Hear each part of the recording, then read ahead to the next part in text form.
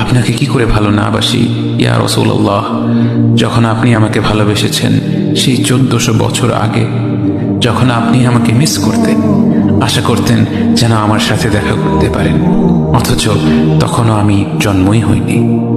সেদিন সাহাবীরা আপনার চোখে পানি দেখে বলল, ইয়া রাসূলুল্লাহ, আপনি কাঁদছেন কেন?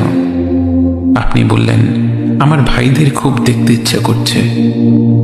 সাহাবীরা বললেন, আমরা কি আপনার ভাই নই ইয়া রাসূলুল্লাহ? আপনি বললেন, না, তোমরা আমার সাহাবী।